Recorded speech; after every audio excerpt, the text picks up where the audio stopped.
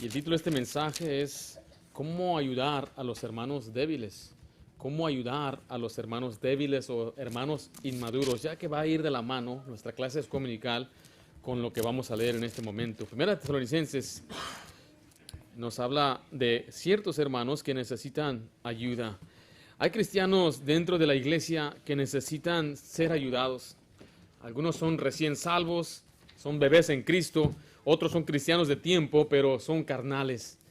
Miren, lo que voy a decir ahorita va a ser duro para algunas personas.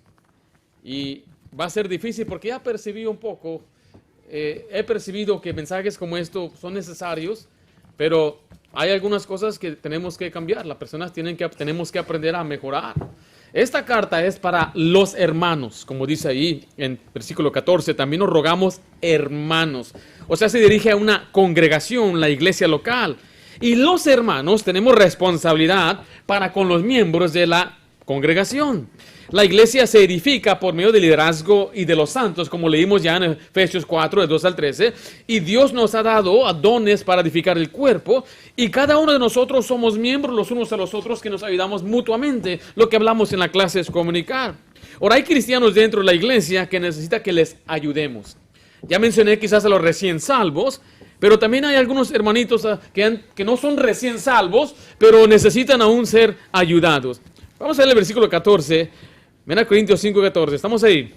Dice, también os rogamos, hermanos, que amonestéis a los ociosos, que alentéis a los de poco ánimo, que sostengáis a los débiles, que seáis pacientes para con todos. Note que se nos ruega, os rogamos. ¿Por qué? Bueno, el versículo 13 al final termina con esta frase, tened paz entre vosotros, para que haya paz aún dentro de la iglesia. Ahora mire, la iglesia está compuesta de personas de todo tipo de fondo, de trasfondo de diferentes crianzas y diferentes opiniones, diferentes países, diferentes culturas. Entonces podemos tener conflictos en la iglesia porque no pensamos igual o tenemos diferentes ideas o somos inmaduros y nos podemos fácilmente ofender. Y es por eso que nuestra meta es mantener la salud espiritual de nuestra iglesia y se requiere que haya paz. Y para esto vamos entonces a ver a estos 4 diferentes hermanos en la iglesia a quien debemos ayudar. Primero es amonestar a los ociosos. Es amonestar a los ociosos. Versículo 14, 1 Corintios 5 dice así de esta manera. También os rogamos, hermanos, que amonestéis, ¿a quién dice ahí? A los ociosos. O sea, ¿quiénes son los ociosos? ¿Qué es un ocioso? Es a los descuidados que no se dejan gobernar, los que se salen de sus límites. A estos se les debe amonestar. Todos estamos bajo algún liderazgo o autoridad, pero hay quienes no quieren ser dirigidos. Hay quienes no quieren ser gobernados. Los ociosos son los que están fuera de la línea y deben ser advertidos y enseñados a vivir conforme a la voluntad de Dios. Son los que andan desordenadamente. Uno que no mantiene su puesto, un insubordinado, un rebelde, un revoltoso. Mira lo que dice 2 Tesalonicenses 3, y vamos a leer lo que dice del versículo 11 hacia el 15. Son los que andan sin orden, desordenadamente. Aquí Pablo nos da un ejemplo de una persona que anda desordenadamente. 2 Tesalonicenses 3, versículo 11. Estamos ahí. Dice, porque oímos que algunos de entre vosotros andan como desordenadamente, no trabajando en nada, sino entremetiéndose en lo ajeno. A los tales mandamos y exhortamos por nuestro Señor Jesucristo, que trabajando sosegadamente coman su propio pan. Y vosotros, hermanos, no os canséis de hacer el bien. Si alguno no obedece a lo que decimos por medio de esta carta, a ese señaladlo, y no os juntéis con él, para que se avergüence, mas no lo tengáis por enemigo, sino que dice ahí, amonestadle como hermano. Note que aparece ahí la palabra amonestar, porque el ocioso es una persona que no está haciendo lo que debe hacer, no está en el lugar donde debe estar. ¿Usted alguna vez ha visto un desfile militar donde todos marchan hacia una dirección, todos van caminando bien, hasta mueven los pies al mismo ritmo, hay una armonía entre ellos y todos caminan en ese orden? Y la Biblia dice que hay algunos de nosotros que salimos de ese orden y no estamos en el lugar donde debemos estar. ¿Por qué? Algunos son pasivos, no crecen, no ayudan, no cooperan, no fortalecen a la iglesia, no se involucran en ningún ministerio, son ociosos. Otros son indiferentes. Ser indiferente en cuanto a la dirección, la convicción y el propósito de la iglesia. Bueno, a mí no me parece. Y bueno, yo no quiero hacer eso. ¿Y por qué hacen eso? Yo estoy de acuerdo con esto, pero no con aquello. Es una persona ociosa. Los de poco interés por las cosas de Dios en su caminar, esos no andan en las cosas espirituales, no caminan con Dios, no leen la Biblia, están inactivos, están desocupados, es un ocioso. Los que no andan en las cosas que deben andar, van a terminar haciendo lo que no deben hacer. Eso es un ocioso.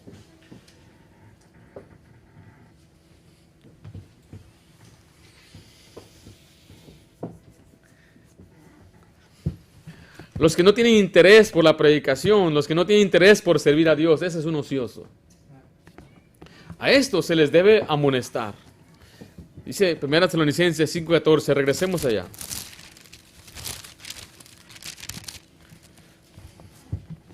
También nos rogamos, hermanos.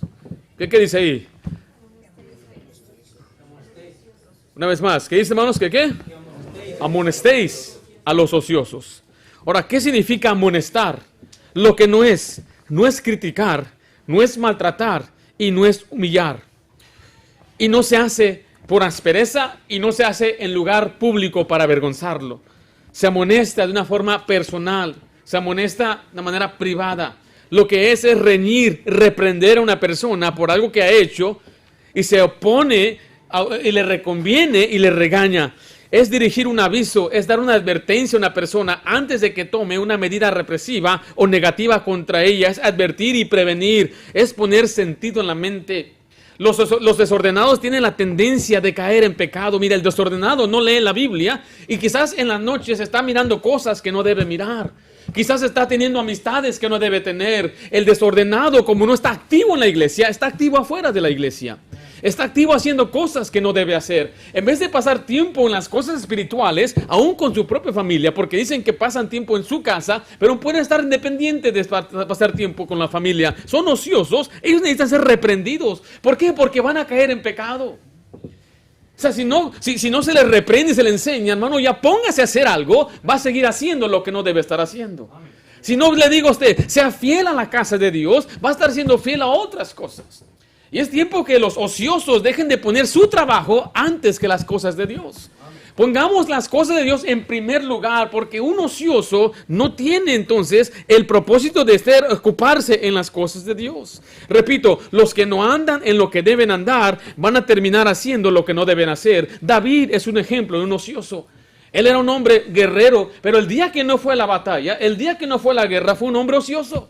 Andaba ahí simplemente perdiendo el tiempo, solterrado de su casa, y mientras él estaba en el lugar donde no debería estar, ahí se fijó una mujer que estaba bañando, y ahí le entró la tentación y su lascivia le ganó, y fue conquistado él por el pecado, y destrozó completamente a su familia, arrasó a su reino, destruyó su legado, el mundo blasfemó contra Dios, y la espada nunca se apartó de su casa, simplemente por ser ocioso.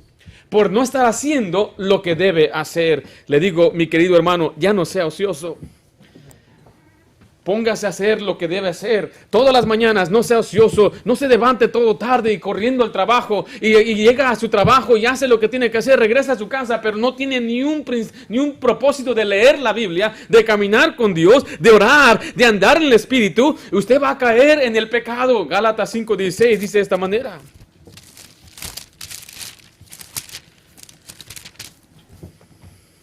Dice la Biblia así, digo pues, andad en el Espíritu. ¿Y qué dice después? No satisfagáis los deseos de la carne. El ocioso, él satisface los deseos de su carne. ¿Por qué? Porque no anda en el Espíritu. No hace lo que debe hacer. Y mire lo que dice el versículo 19 al 21. Y manifiestas son las obras de la carne, que son adulterio, fornicación, inmundicia, lascivia, idolatría, hechicería, enemistades, pleitos, celos, iras, contiendas, disensiones, herejías, envidias, homicidios, borracheras, orgías y cosas semejantes a estas, acerca de las cuales os amonesto. Dice ahí, ¿se nota la palabra? Como ya los he dicho antes, que los que practican tales cosas no heredarán el reino de Dios. Ahora no está diciendo este pasaje que la persona que vive en este pecado no es salvo. Si me está diciendo que Dios aborrece tanto este pecado, que los pecadores que no conocen al Señor, que viven en estos pecados, no van a heredar el reino de Dios. Porque nadie lo hereda por medio de sus obras. La herencia es por Jesucristo. Pero pone un tremendo contraste. ¿Cómo es posible que ahora usted tenga el Espíritu Santo en usted? ¿Cómo es posible que ahora que usted ha sido salvado? ¿Cómo es posible que ahora que usted conoce la verdad, usted viva de una manera ociosa y pueda hasta manifestar estas obras de la carne en su vida? ¿Sabe por qué? Porque necesita aprender a no ser ocioso. Necesita aprender a ocuparse. Necesita aprender usted a hacer a ponerse a hacer su trabajo. ¿Sabe por qué tantos jóvenes andan en pecado? Porque no tienen nadie que le diga qué hacer. Usted nada más camine por donde yo vivo. Yo camino aquí, anoche me di una caminada y puede ver un montón de muchachos ahí ociosos sin hacer nada. No hay quien les diga qué hacer. En vez de estar en su casa, estar ayudando en el hogar, en vez de estar ellos trabajando en algo, ocupándose en algo que es útil, simplemente andan ahí caminando para arriba, para abajo, algunos hasta en su patineta. Porque son ociosos. Hay mujeres que son ociosas también. Habla la mala mujer, sus pies no pueden estar en su casa, dice la Biblia. Si no están en su casa, ¿dónde andan sus pies? Dice, andan por las plazas, dice la Biblia, las plazas hoy serían the mall, las tiendas, andan en lugares donde no deben estar, son ociosas, no tienen nada que hacer en su casa. No tienen en qué ocuparse, no tienen en qué mantenerse ocupados, manténgase ocupados. Ahora, ¿cómo se amonesta un ocioso? Vaya conmigo a Romanos 14, por favor. Si los hermanos debemos amonestar a los ociosos, quiere decir que cualquier hermano puede ir a usted y regañarle ya. Porque quizás eso es lo que algunos piensan que van a hacer. Hermano, ¿pueden ayudarme? Hermano Josué, venga, ustedes dos van a ayudarme. Tengo un hermano ocioso aquí. ¿Quién va a ser el hermano ocioso? Tú siempre te echas la maldad, hermano. Ok, el ocioso aquí está. Tú eres el ocioso. ¿Okay? Y el hermano, él también es ocioso. ¿Verdad? Hágase un poquito para acá. ¿Sí? Ahora, ¿qué derecho tiene este ocioso a decirle a este ocioso qué hacer? Nada, ¿verdad? Pero algunos hermanitos así son. No digo aquí, pero yo lo he visto antes. No, son buenos para regañar a otros. Te reprendo, hermano. Pero ¿tú quién eres para reprenderme?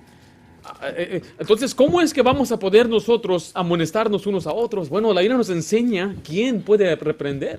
Dice Romanos 15:14 así: pero estoy seguro de vosotros, hermanos míos, de que vosotros mismos estáis llenos ¿de qué? De bondad, y llenos de todo conocimiento. Mire, de tal manera que podéis ¿qué? Amonestaros los unos a los otros. O según este pasaje, ¿quiénes son los que pueden amonestar? Los que están llenos de bondad. ¿Qué es bondad? Significa bueno. La persona que tiene buenas intenciones. O sea, el ocioso no tiene buenas o intenciones de amonestar al otro. Simplemente quiere molestar. No, este hermano Josué me cae mal y lo voy a regañar. Pero vamos a suponer que ahora que él es un buen hermano. Sí es. Y él tiene la bondad de decirle a él porque lo ama. Y tiene todo el conocimiento.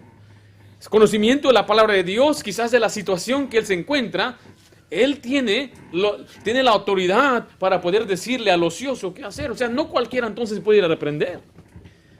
Por eso lo que le quiero decir con todo esto es que hay quienes son ociosos y quienes son maduros. Y los maduros debemos con bondad y amor entonces amonestar a aquellos. Al hermano que no viene a la iglesia, usted puede amonestarlo porque de perdida usted viene a la iglesia. Hermano, no te miré el domingo, ¿dónde andabas? Es que me quedé dormido, es que... Mano, no seas ocioso. Yo estuve ahí el domingo, ¿dónde estabas tú? Mano, ¿dónde estuvo el sábado? Salimos a evangelizar. ¿Dónde estuvo? No, pues me invitaron a comer, no pude. Ok. Tengo que amonestar, hermano. Okay. Mira lo que dice Mateo 7. Mateo 7.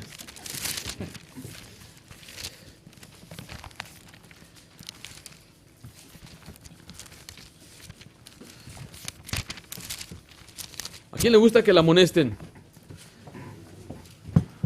¿Pero es necesario? Dice así, versículo 3, estamos ahí. ¿Y por qué miras la paja que está en el ojo de tu hermano y no echas de ver la viga que está en tu propio ojo? ¿O cómo dirás a tu hermano, déjame sacar la paja de tu ojo y aquí la viga en el ojo tuyo?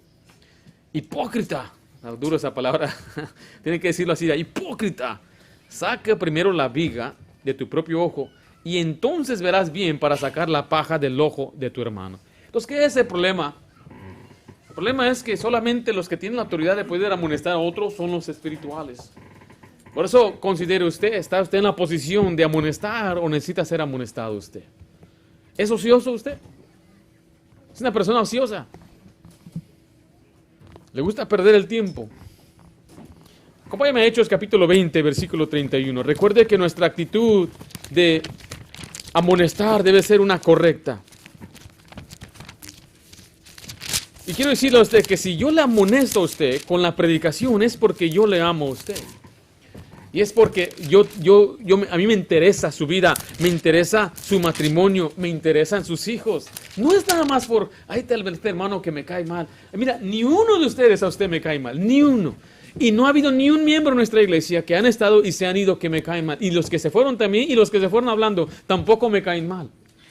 Yo amo a cada persona que es de nuestra iglesia y por eso los tengo que predicar y se le tiene que amonestar. Se le amonesta y se les ha amonestado con las mejores intenciones porque les amo en el Señor. Hechos 20:31 dice así la Biblia: por tanto velad, acordándoos que por 3 años, de noche y día, no he cesado de, ¿qué dice ahí? Amonestar. ¿Pero con qué dice ahí? Con lágrimas a cada uno. Pablo decía que él no amonestaba para avergonzaros. Mire 1 Corintios 4:14. Si yo amonesto aquí a mi hermano o le amonesto a usted, le digo de una forma personal. Y mire, no es porque yo ando de metiche en su vida, simplemente porque quiero controlarlo. No, es porque yo veo algo más allá, veo algo espiritual. Si usted no asiste a la iglesia regularmente, le voy a decir, su vida se va a enfriar, su vida espiritual va a enfriar. Si usted no está haciendo lo que usted debe hacer, le va a ir mal. Tarde que temprano ya no lo vamos a ver aquí. Y el inmaduro, como es ocioso y también es inmaduro, va a decir, nadie me visitó, nadie me llamó, nadie me buscó. Eso es mentira. Siempre buscamos, siempre llamamos, siempre nos interesan. ¿Dónde están? ¿Por qué no han venido? Y todo bien, ¿en qué les podemos ayudar? ¿Usted sabe eso? Usted sabe algunos que al mismo día que no vienes, terminando el servicio, usted recibe un mensaje de su servidor. ¿Y dónde andaba? ¿Y cómo está? Dios te bendiga, hermano. Estoy preocupado por usted. Pero mire, hay algunos que ya son tan ociosos que no importa cuántas veces a uno le diga, ya nadie les va a mover. Y se enojan cuando alguien les amonesta. Se enojan cuando alguien les dice algo. Mira lo que dice el versículo 14, 1 Corintios 4:14. No escribo, ¿para qué dice ahí? Avergonzaros, sino ¿para qué? Para amonestaros como hijos míos amados. Note que aquí las intenciones no es avergonzar, sino es ayudar, es buscar lo mejor. ¿Cómo amonesta un padre a su hijo? ¿Cómo amonesta una madre a su hija? Hermana, hermano, usted que ya es grande, no sé, quizás en su crianza alguna vez su madre lloró por usted. ¿Puede usted pensar en una ocasión de su mamá empezaba a decirle con lágrimas llorando? Yo puedo pensar en muchas ocasiones así. ¿Cómo me amonestaba? ¿Cómo se preocupaba por mí?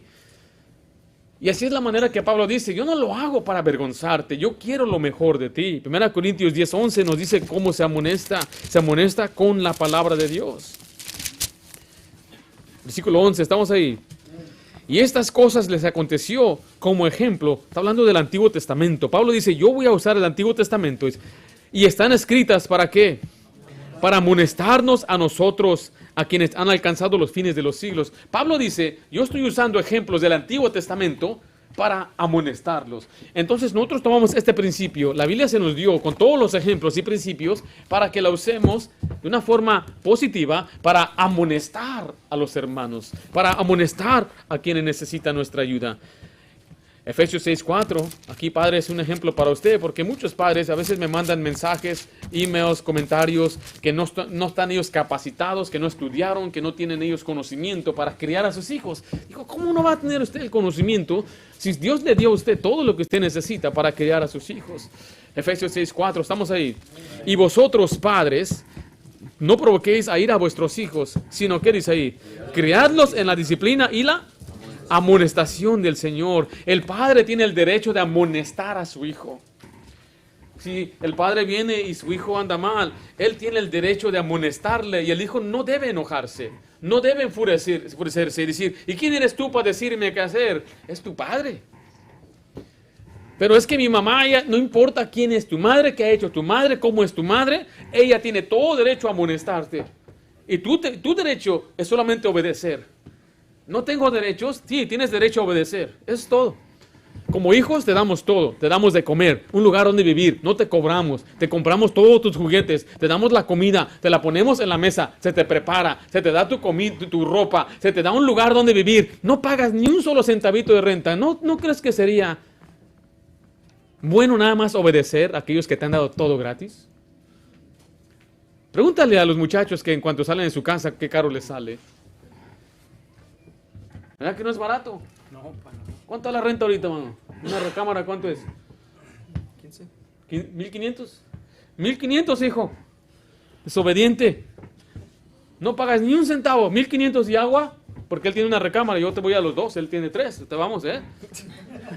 Agua, ¿cuánto pagas? Todos los biles y todo. Encima de eso. No pago agua. Ok, pero ¿cuánto pagas? Pues no me arruines aquí la situación. Encima de tu renta, ¿cuánto más pagas? 400. 400 encima. ¿Y usted cuánto paga encima de toda la renta y todo? También unos 300. ¿Sí? Paga menos de 2,500. ¿No? Casi ahí. ¿Pero por todo? Un poquito más. Pero por la renta, agua, parking, los perritos, todo. Como unos 600, 700 todavía no. Mire, todo eso no es gratis, hijo. Y tú dices, ¿quién eres tú para decirme qué hacer? ¿La comida? ¿Sale barata la comida? No, hombre, ya, y llenitos que estamos. Y no solamente llenitos, pero hasta la basura tiramos la mitad. No me gustó. Y ahí va, tírala pues, hijo. Y todavía el niño se pone a creer que le puede gritar a su madre, decirle algo. ¿Dónde están mis derechos? Así que padre, usted amoneste a su hijo. Madre, usted diga las metas en la vida de su hija. Usted tiene todo el derecho. Es su hija. Ore por ella y dígale y tírele la Biblia. La Biblia dice, hija, y es tu hijo. Y mira, la palabra de Dios me enseña esto. Pero no va a querer escuchar. Amoneste a sus hijos. ¿Quién más? El problema de los hijos de David, si usted ve en la Biblia, David nunca se ocupó de sus hijos. Solamente se ocupó de uno llamado Salomón. Uno que se llamaba Adonías, dice la Biblia, nunca le dijo, ¿por qué haces así? Adonías fue un hijo mimado que hacía lo que él quería y aún quería quitarle el trono a Salomón. Dice la Biblia que él nunca le dijo nada, nunca le llamó la atención. La Biblia dice de un hombre llamado Elí, era el sacerdote, a sus hijos nunca les llamó la atención. Ya cuando eran grandes quería arreglarlos, ya era demasiado tarde. Uno tiene que reconocer que es su trabajo amonestar. Tito 3:10, mire lo que dice la Biblia. Si una persona no está en la misma página en cuanto a la doctrina de la iglesia, entonces se debe amonestar. Pero después de varias amonestaciones, se debe desechar. Tito 3:10, estamos ahí. Al hombre que causa divisiones, después de una y otra, ¿qué? Amonestación. ¿Qué hace después ahí? Deséchalo. Entonces vemos que la amonestación es bíblica. Hay quienes son ociosos y deben ser amonestados. Siéntense aquí, ahorita los voy a ocupar otra vez, quizás. Vimos en primer lugar amonestar a los ociosos. En segundo lugar, vamos a ver, regresemos ahí a 1 Tesalonicenses 5:14. ¿Se sentaron juntos? ¿Sí?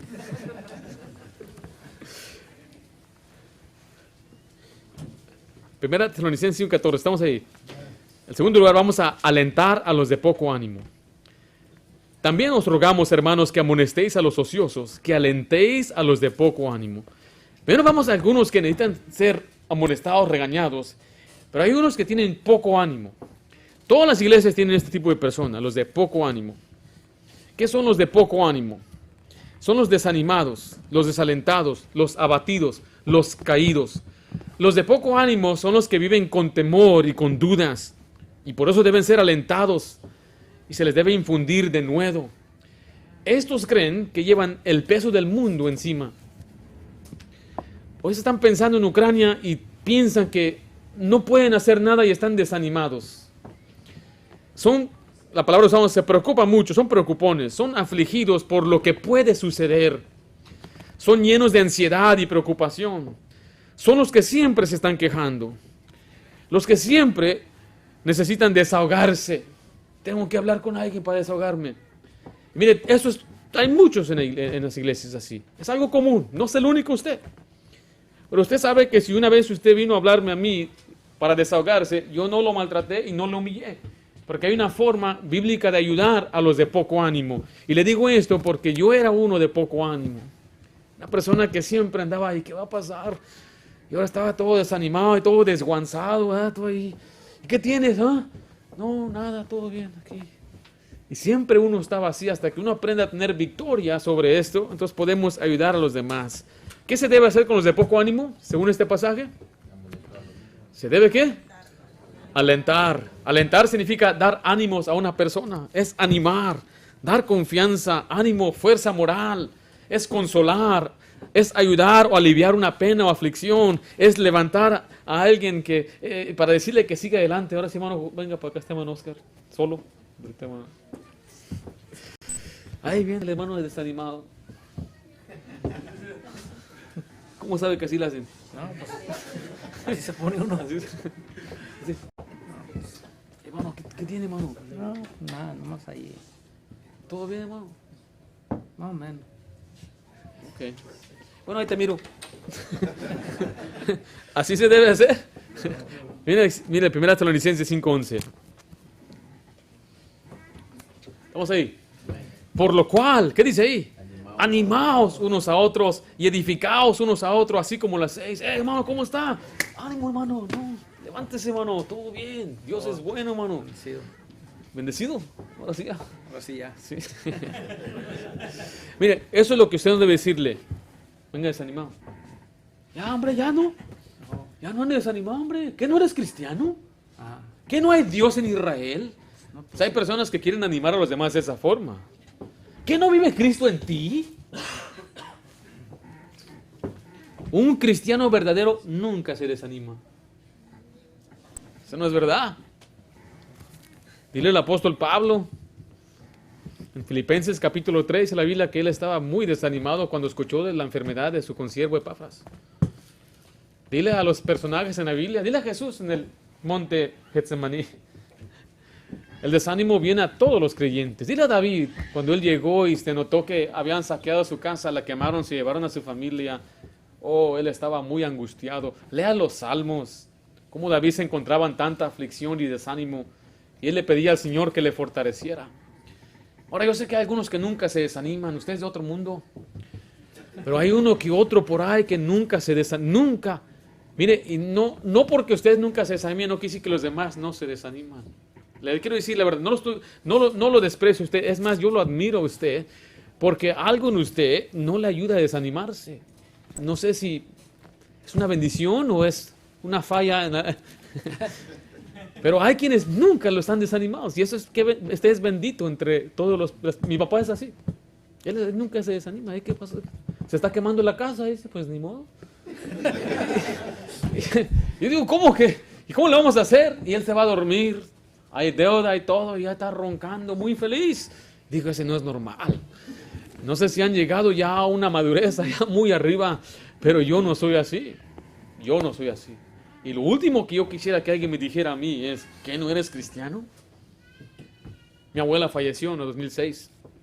Una tremenda mujer de Dios, cristiana, muy casta, pura, mi abuela, muy buena mujer. Se murió de una enfermedad y voy a visitar a un amigo. Y mi amigo, su papá viene y dice, ¿cómo está la familia? Él es cristiano. Dije, está bien, nada más pues que estamos un poco tristes porque acaba de fallecer mi abuela. Y él me dice, ¿era cristiana? Dice, sí fue cristiana, gracias a Dios. Entonces, ¿por qué estás triste? Debes tú gozarte que ahora está en la presencia de Dios. Esa no es una forma de alentar a una persona. O sea, tenemos que reconocer que ahí la palabra animar a una persona, alentar, incluye consolar a una persona. ¿Por qué estás triste? ¿Ya te agarró el diablo o qué? No.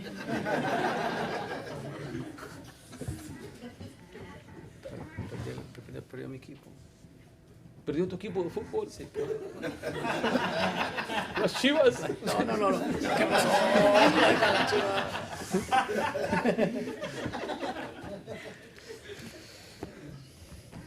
Yo he escuchado muchos muchos, especialmente nosotros mexicanos, decir, ¿no? Que se agüita el diablo. ¿Has escuchado decir eso? Mire, hay que ser más sensibles, porque la Biblia nos enseña cómo tratar a estas personas. 1 Tesalonicenses 4:18, mire. Uno debe alentar a los demás con la palabra de Dios. Dice, versículo 18, estamos ahí. Por tanto, ¿qué es la siguiente palabra? Alentaos los unos a los otros, ¿con qué? Con estas palabras. O sea que la Biblia es la fuente de nuestro aliento, la fuente de consuelo. Y la mejor manera de alentar a una persona es recordando de las promesas que dice Dios. Es que a veces pasamos por tribulación y déjele saber que Dios conoce, Él sabe su tribulación. Y Él sabe lo que hace. Y Dios sabe que esas pruebas nos van a ayudar a madurar, a crecer. Y son cosas que quizás podemos decir a una persona, regresarlo a la palabra de Dios y recordarle. Este contexto habla de aquellos que han muerto. Nos vamos a alentar con estas palabras sabiendo que mi abuela ahora está en la presencia de Dios. Un aliento en la Biblia sería, qué bendición por el cielo. Algún día vamos a volver a ver a la abuelita. Esas son palabras de aliento, porque se basan en lo que dice la Biblia. Se debe hacer con paciencia y ternura. 1 Tesalonicenses 2, dice así, versículos 7 al 8. Vemos que nuestro hermano está un poco desalentado por unas malas noticias que le dieron en cuanto a su esposa. Nuestra hermana Elsie ha pasado por varias pruebas este año pasado y pues son causa de que una persona naturalmente se desaliente. No porque perdió un equipo de fútbol. Exacto. Ve que a veces nosotros nos desanimamos por cosas pasajeras. Es que perdí mi chamba. ¿Qué importa? ¿Qué se compara a perder a su esposa? Vea que no es lo mismo. Entonces a veces tenemos que nosotros tomar una perspectiva y no tampoco ser tan resentidos, pensar ahora ya me van a animar todo el tiempo porque el pastor está diciendo, no por cualquier cosa. Mira lo que dice ahí, 1 Tesalonicenses 2:7, estamos ahí. Pablo dice, antes fuimos, ¿cómo? Tiernos. ¿Qué significa ser tierno? Ternura es un trato, en inglés es gentle, es ser suave con una persona. Antes fuimos tiernos entre vosotros, como la nodriza que cuida con ternura a sus propios hijos. Tan grande es nuestro, mire, la palabra afecto, ese es amor por vosotros, que hubiéramos querido entregaros no solo el evangelio de Dios, sino también nuestras propias vidas, porque habéis llegado a sernos muy queridos. Nos vemos aquí que Pablo habla de una ternura, de un trato, cómo se trata a una persona que necesita aliento. Versículo 11 dice así, así como también sabéis de qué modo, como el Padre a su Hijo, exhortábamos, y qué es la siguiente palabra ahí, y consolábamos a cada uno de vosotros. Esa es la manera bíblica de tratar con los que son de poco ánimo. Los que se desaniman fácil o constantemente. Y eso es algo que tenemos que aprender a ser sensibles con ellos. Bien, otra vez el hermano le acaban de regañar en el trabajo bien fuerte y está amenazado que una vez más y lo corren. Entonces está bien preocupado, tiene ansiedad. ¿Todo bien, hermano? No, pues no tan bien. ¿Qué pasó? ¿Qué sucede? No, pues me dieron la última ultimátum en el trabajo. Una más y para afuera. Ok. Bueno, hermano, ¿por qué pasó? ¿Qué pasó? No, pues echamos a perder unas partes y fue mi culpa. Pues sí, fue su culpa. Sí, pues. Y-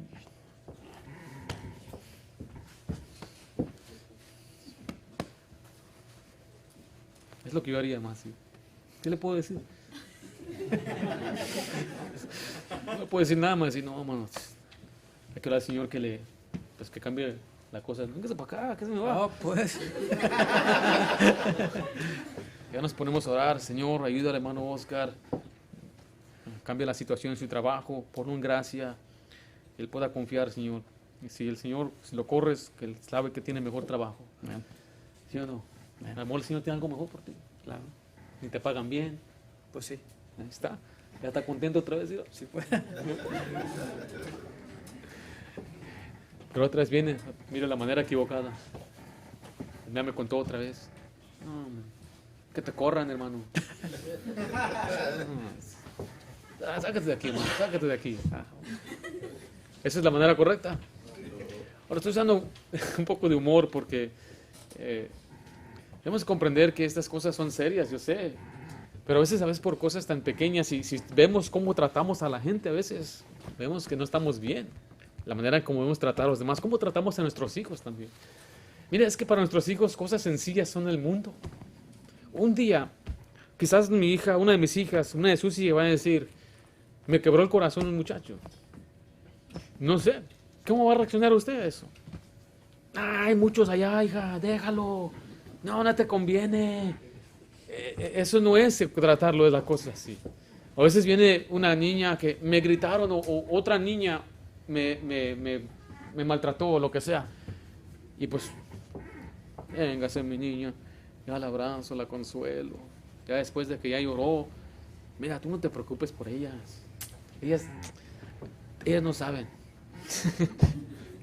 Tú y yo, mira, y ya.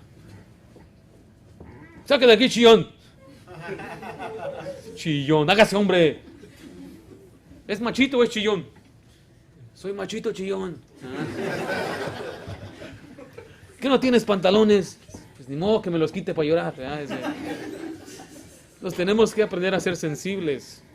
¿Qué tal si es nuestra esposa, nuestro esposo? Viene desanimada, viene desanimado. ¿Cómo vamos a tratar a nuestros esposos desanimados? Tenemos que tratarlos con ternura, con afecto, como queridos. Y cualquier cosa que sea. Tiene un problema en la familia de él o de ella y es grande para su cónyuge. Y usted dice, se la merece el cuñado. No sea así. Sea sensible a la situación. Usted sabe que si le duele a su esposa, a su esposo, consuele. Mi esposa me conoce muy bien. Cuando yo estoy serio, ella sabe, ¿qué tienes? ¿Qué te pasa? Y la manera que ella me consuela es más de un abrazo, un besote. ¡Qué bendición! Pero mi esposa a mí nunca me ha regañado o nunca me ha hecho menos cuando he estado yo en tiempos difíciles o en tiempos donde he sentido desánimo. Me ha alentado. Y doy gracias a Dios por ello. Y yo quiero que nosotros reconozcamos que ese es nuestro trabajo. Hay un hermano en nuestra iglesia que va a pasar por tiempos difíciles o es simplemente una persona con poco ánimo, constantemente así. Hay que animarlo. Por último, número 3, vamos a ver 1 Tesalonicenses 5:14. Vamos a cambiar ahora, hermano, sí. El siglo 14, estamos ahí. También os rogamos, hermanos, que amonestéis a los ociosos, que alentéis a quienes ahí, poco ánimo, y finalmente que sostengáis a quienes, a los débiles. Los débiles son los que no han madurado en el Señor. Se les debe apoyar hasta que puedan caminar en el Señor. Son los que se ofenden en su fe fácilmente. Los que tropiezan fácilmente. Los débiles carecen de fortaleza moral y espiritual, por eso necesitan que alguien los sostenga con firmeza. Se les debe sostener. ¿Qué es sostener? Es afirmar. Es como dar un soporte. Miren lo que dice Romanos 15:1, por favor. Usted ha visto cuando construyen a un edificio y los constructores ponen unas vigas bien grandes como apoyando a la pared. ¿Ha visto eso? O sea, levantan unos grandes muros, especialmente aquí construyen como unas bodegas y pues nos levantan unos muros, pero esos muros están siendo apoyados por unas vigas así que están recostadas. ¿Sí ha visto eso? Ahora, ¿esas vigas están ahí para estar siempre? No, esas vigas son temporales. En cuanto ya se fortalece el cemento, se seca el cemento y se fortalece el edificio, entonces quitan esas vigas y así se sostiene. Entonces nosotros también tenemos que ver de esta manera, que viene un recién salvo, mi trabajo es sostenerlo a él, es ayudarle a él hasta que él aprenda a caminar por sí mismo. Entonces ahí es donde vemos el discipulado, donde discipulamos a otra persona, ayudándole hasta que esa persona se fortalezca. Romanos 15:1 dice así: así que los que somos fuertes debemos soportar las flaquezas de los débiles y no agradarnos a nosotros mismos. Ahí vemos varios principios, pero note que dice que los que son fuertes deben ayudar a los débiles. No, tú te ves muy fuerte, hermano. Tú toma asiento. ¿Sí? Ven para acá, Santiago, si me ayudas. Tú vas a ser el débil. No, pero así se ve macizo también. Tú un flaquito. Él solo se apuntó, yo no dije nada. Él solo dijo, no, pero está.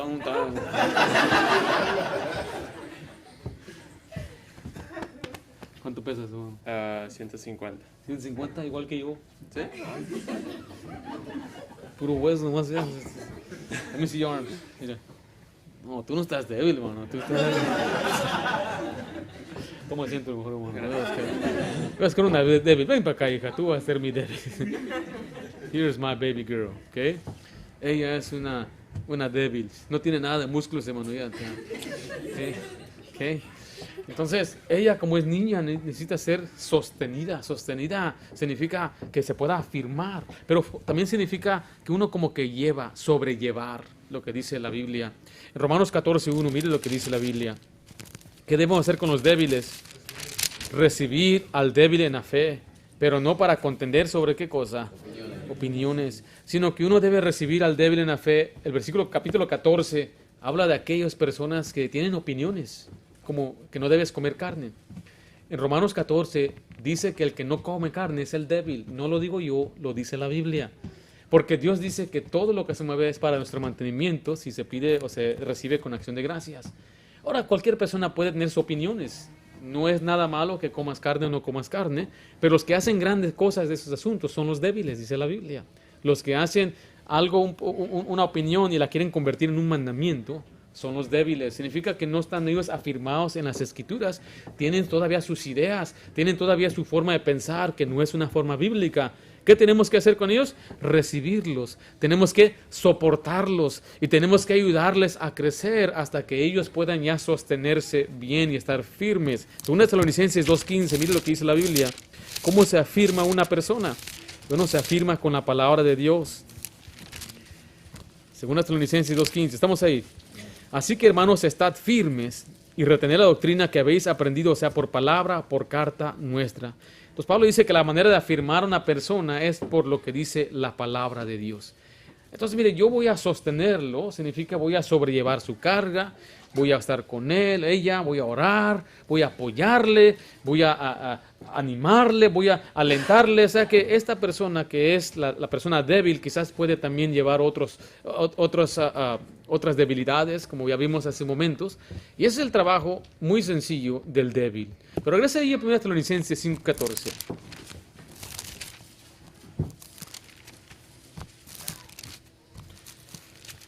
Dice así la Biblia: también os rogamos, hermanos, que amonestéis a los ociosos, que alentéis a los de poco ánimo, que sostengáis a los débiles. La última frase, que seáis, ¿qué dice ahí? Paciente para con quién, para con todos. O sea, aquí hay que ser pacientes con todos los hermanos. ¿Habrá un hermano perfecto? No. Desde que he sido adulto, amigos en nuestra iglesia se han ido a veces. Y a veces se van por trabajo, se van buscando, mueven a otro lugar, y no hay nada malo en que una persona se vaya de un lugar a otro. Pero unos que otros que se iban que porque no se llevaban bien con otro hermano. No, es que el hermano fulano. No, es que la hermana no me cae bien. Y eso no son cosas por qué desalentarse o por qué dejar de ir a una iglesia. Es que yo no me llevo con fulano. Es que no hay con quien me lleve bien ahí. Alguna gente dice es que no tengo nada en común con otra persona. Esa es una amistad perversa. Porque mire, ¿sabe qué? Las amistades son así. La amistad es yo quiero ayudarte a ti, aunque tú no me puedas ayudar a mí. Y la gente quiere ayudar solamente cuando alguien le puede ayudar. En la Biblia vemos a un paralítico que no tenía nada que ofrecer, pero 4 hombres lo llevaron a Cristo. Lo llevaron, literalmente llevaron su carga. ¿Qué les podía dar a cambio a este hombre? Nada. ¿Este hombre les podía conectar de una forma? No, era paralítico, completamente inútil en esa sociedad. Pero esos hombres tenían un amor hacia esa persona. Dicen algunos que no tengo nada en común. Ahora, ¿qué tengo yo en común con el hermano Chaires, por ejemplo? ¿Somos del mismo pueblo, hermanos? ¿Crecimos en el mismo lugar? ¿Ni nos gusta el mismo equipo de fútbol? Es más, ni a mí el fútbol ni me gusta mucho. ¿Qué compañerismo puedo tener un hombre que creció en este país con una persona como el hermano que creció en México? O sea, hay gente que desprecia eso. ¿Por qué? Dijo, yo no tengo nada en común con fulano, sutano. Le pregunto a algunos muchachos que están bien morenitos, I'm American. Son de un pueblo allá de Jalisco y I'm American. O son de allá de Michoacán, por ahí, y nacieron aquí en Estados Unidos. Entonces empiezan a despreciar a los demás. Yo no tengo nada en común. Eso no es la amistad bíblica. La amistad bíblica significa yo te busco a ti porque te amo a ti, aunque tú no me ofrezcas nada, aunque no tengamos nada en común, tenemos algo muy importante en común. ¿Qué es eso? Tenemos a Cristo en nuestro corazón. Es la bendición de tener una amistad bíblica. Por eso tenemos que aprender a ser pacientes para con todos. La paciencia, el perdón, los actos de bondad deben prevalecer entre nosotros. Ahora, nosotros como padres tenemos que enseñar a nuestros hijos que también aguanten a los otros niños. Porque yo me acuerdo la primera vez que llevé a mi hija a la guardería y salió con una mordidota aquí. Un niño la rasguñó, un rasguñón aquí, me dio un coraje que un niño rasguñó a mi niña. Cuando investigué me di cuenta que era mi sobrino el que lo hizo. Pero fue una lección para mí. Yo tengo que aprender qué va a pasar cuando mi hija crezca y un día ella se salga mal con otra niña en la iglesia. ¿Cuál va a ser mi actitud?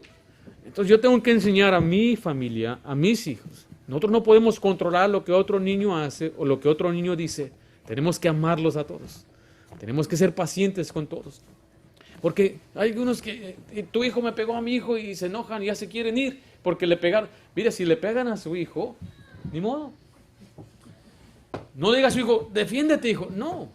Mire, si es algo que empieza a repetir, quizás podemos hablar con los papás, pero no sea usted un niño después, que usted se enoja. Son niños. Una ocasión me acuerdo de un niño, lo empujaron a nuestra iglesia y se quebró su brazo. Lo primero que yo pensé es, ¿qué va a hacer la hermanita? Ella tiene derecho a demandar la iglesia, ¿qué va a hacer? Otro niño lo empujó, pero ella, una mujer madura, dijo, no, fue un accidente, fueron niños, le pusieron su yeso y anda el niño bien contento. Porque cómo es la persona trata la situación, hay que ser pacientes. Hay que ser pacientes con los hermanos que nos ofenden, que nos insultan. Tengo un amigo que es bien ofensivo, pero él no sabe que ofende. Hay personas así, que son bien ofensivos y no saben que son ofensivos. Fuimos a México a un campamento de jóvenes y estábamos pasando por todas las calles y le preguntó a la gente, ¿por aquí no pasa la barredora? Y él no quería ofender, simplemente estaba preguntando, oye, donde yo vivo pasa la barredora, pero aquí en este pueblo no pasa ¿o qué? Y le dije, cállate, no digas eso. Y le decía, ¿por qué no? ¿Qué pasa? Tú estás diciendo que está sucio aquí. No, nada más estoy preguntando que si pasa la barredora. Le dije, algunos no entienden eso, algunos son ofensivos así. Algunos no tienen tacto. Esto puede pasar en el hogar. ¿Estás enojada? Y no sabe ni por qué se enojó la esposa después de que la ofendió y le dijo que ya subió de una talla y no se entiende que eso es ofensivo.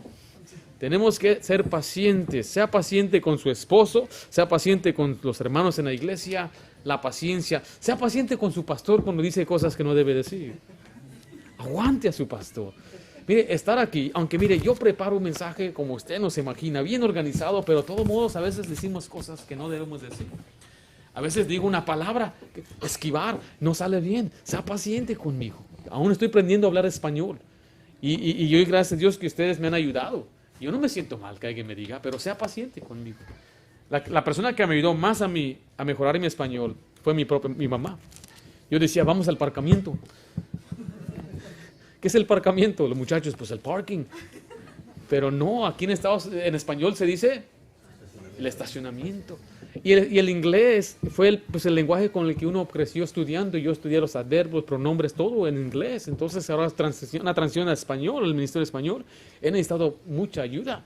Entonces sea paciente con el servidor, sea paciente con las cosas que hacemos en la iglesia. Queremos hacer algo y no se lleva a cabo. Y sea paciente, aprendamos a ser pacientes unos con otros. Yo les suplico, les ruego por su paciencia. Así es como vamos a ayudarnos unos a otros, hermanos. La iglesia es para ayudarnos. Alguien dijo esto, la iglesia es como un hospital que ayuda a los enfermos, ¿correcto? La iglesia es donde aprendemos, es una escuela donde estamos siendo educados cada vez más. No es un lugar para perfectos, es un lugar para gente que necesita ser ayudada. Pero la pregunta es, si usted se encuentra al lado de la madurez, entonces ayude a los que necesitan ayuda. Amoneste a los ociosos, aliente a los de poco ánimo, sostenga a los débiles. Pero si es una persona que se encuentra en la madurez, aprende ya a no ser ocioso, aprenda a confiar en Dios. Y aprenda usted también a madurar para que no tenga que la gente siempre estar buscándolo usted, sino que usted ahora está ayudando a otra persona. Aprendamos a ser pacientes. Vamos a orar. Padre Santo, gracias damos por tu palabra, la bendición que nos has dado a reunirnos en este día. Te pedimos, Señor, sobre todo que nos ayudes, Señor, a ser como tú eres. Gracias, Padre, por tu palabra en la cual podemos ver tu tus virtudes y tus cualidades y tus rasgos. Gracias, Padre, porque tú fuiste paciente con nosotros. Gracias, Señor, porque eres paciente con nosotros. Señor, nosotros a veces nos podemos fácilmente impacientar de otra persona, pero Señor, ayúdanos a amarnos unos a otros, que oremos unos por otros y nos fortalezcamos. Gracias, Padre, te damos una vez más por la iglesia local y por la bendición, Señor, de ser parte de esta asamblea. Te lo pido en nombre de Cristo Jesús. Amén.